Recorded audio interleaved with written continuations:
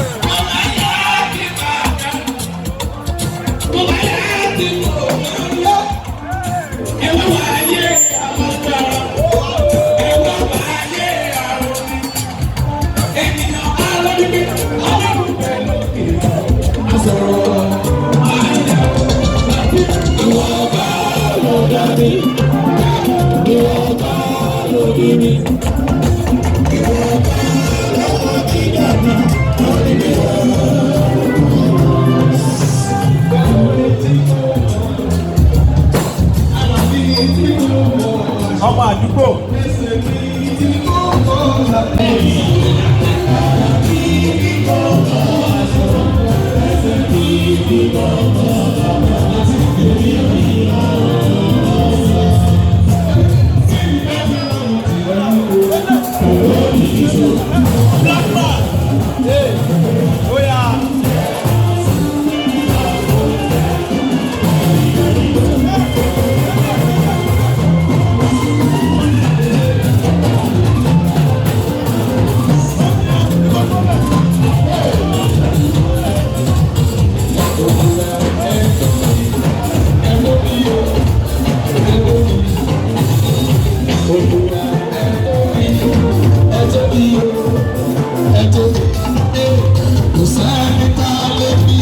Thank you so much for watching. You want to see more? Click below and subscribe because we drop video every day.